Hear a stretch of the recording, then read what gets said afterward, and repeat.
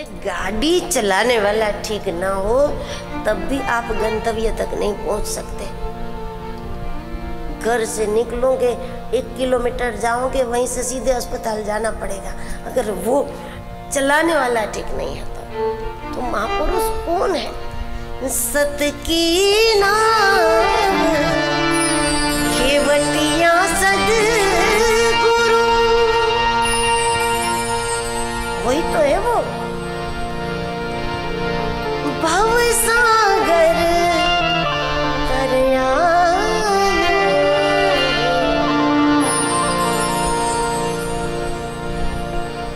जिसको भी सदगुरु ने जो 2 अक्षर दिए वो कोई बड़ी बात नहीं है, लेकिन फिर भी जन्म जन्मांतर तक हम इनका ऋण नहीं चुका सकते, क्योंकि उसने भूमिका से दिया। इसलिए राम रतन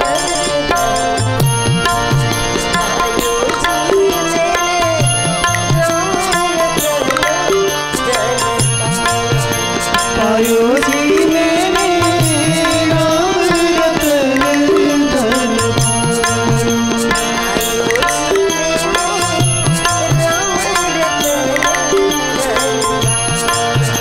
पायो जी मैंने राम रतन धन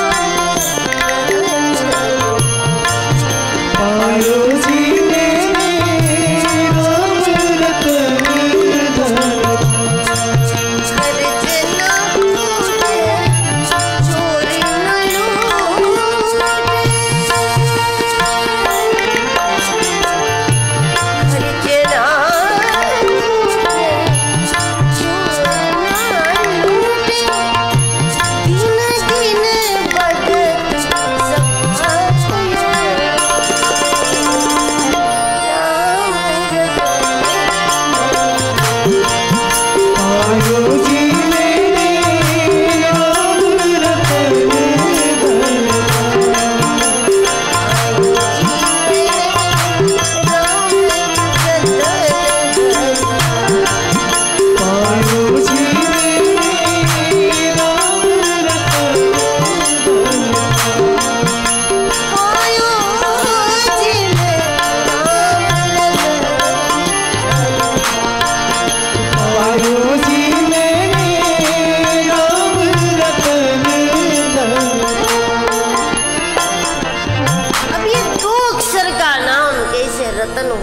कैसे धन हो गया, कैसे भव सागर तरायो हो गया। क्या है इसमें विशेषता क्या है?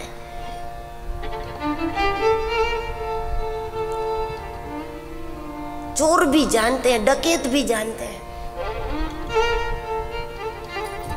कोई कठिन बात नहीं है।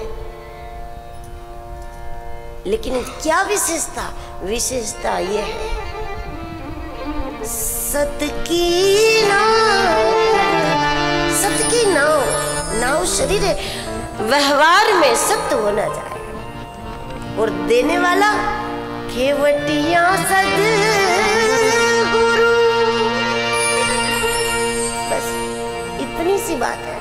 और इसके अभाव में 50-50 साल तक हो सकता है लोग माला लेकर बैठे हैं, 50-50 साल तक मंदिर जाए, घंटी बजावे, वहीं के वहीं रहते हैं। 2 कदम अपने मंजिल की ओर आगे नहीं जाते, क्योंकि अभाव यह है। सत की नाव होनी चाहिए, व्यवहार में सत्य होना चाहिए, लोक व्यवहार प्रामाणिक होना चाहिए। देखो, जो भगवान का नाम नहीं लेते, जो लोग कथा नहीं सुनते, वो गलत व्यवहार करते हैं ना, तो उसको कम सजा होती है। लेकिन जो माला जपते हैं, मंदिर जाते हैं, कथा में 3-3 घंटे तक बैठते हैं और गलत व्यवहार करे तो उसको बड़ी सजा होती है।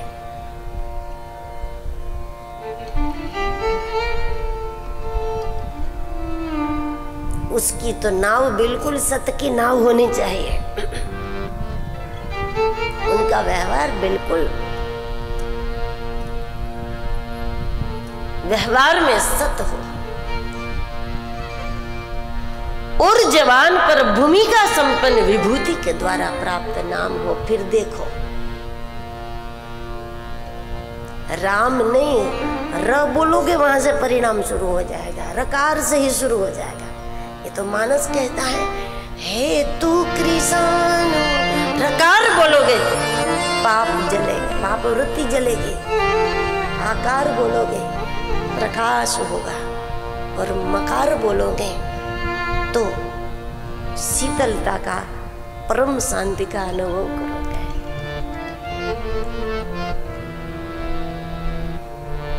और हम लाख बार बोल करके ये परिणाम नहीं पा रहे हैं ना।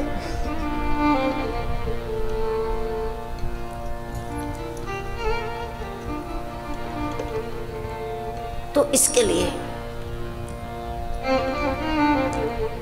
व्यवहार सत्य के अनुरूप हो, व्यवहार निष्कपट हो, ये भी जरूरी है। गुरुजनों के आज्ञा के अनुसार आचरण हो, ये भी सदाचरण हुआ, ये भी जरूरी है। विनम्र व्यवहार हो, बड़ों का आदर करें, किसी के हृदय को आहत न करें, किसी के साथ अन्याय न करें,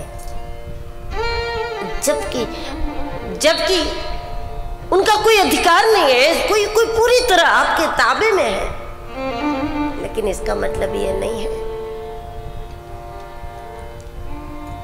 कि हम उसको आहत करें, उससे अन्याय करें।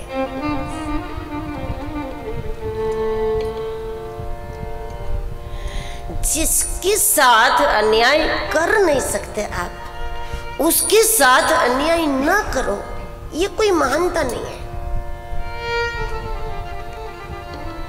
अब जिससे डरते हैं उसको आप कुछ न कहो, तो ये तो महानता नहीं हुई।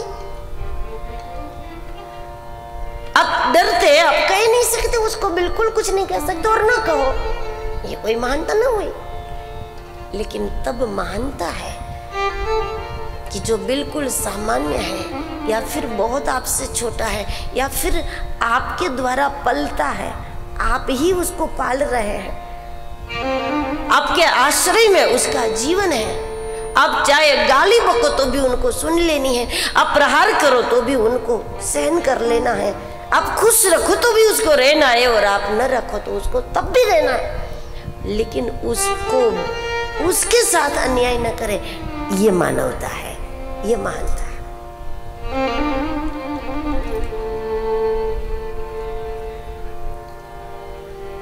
गुरुजनों को प्रसन्न करने वाला आचरण, शास्त्रों के अनुसार आचरण और बड़ों के साथ विनम्र व्यवहार,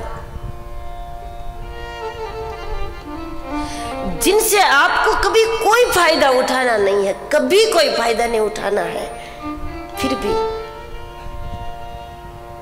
उसका भी अनादर न हो। इस प्रकार से आचरण में सत अपनाओ और फिर प्रभु का नाम जपो, तब नाम अपनी चमक दिखाता है। नाम अपना स्वाद चखाएगा आपको, अन्यथा नाम में कहाँ स्वाद मिलता है लोगों को। ये तो महापुरुषों ने कह दिया कि राम नाम मीठा है, मीठा है, वो तो महापुरुषों ने कह दिया, हमने मान लिया। लेकिन जब हम लोग जपते तो हमको लगता है क्या उसमें मीठा तीखा कुछ होता है क्या?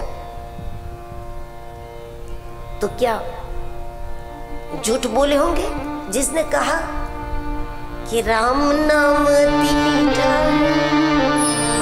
कोई गा के देख ले, आ जाते हैं राम, कोई बुला के देख ले।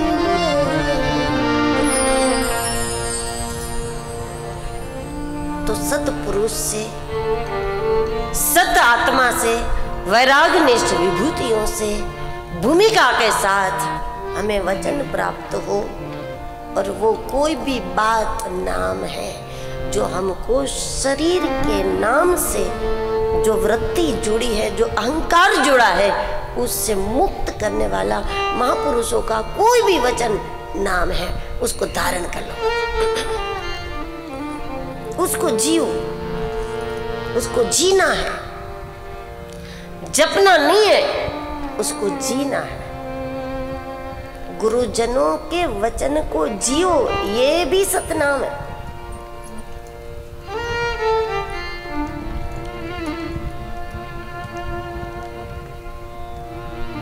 उनके आदेश को जिए,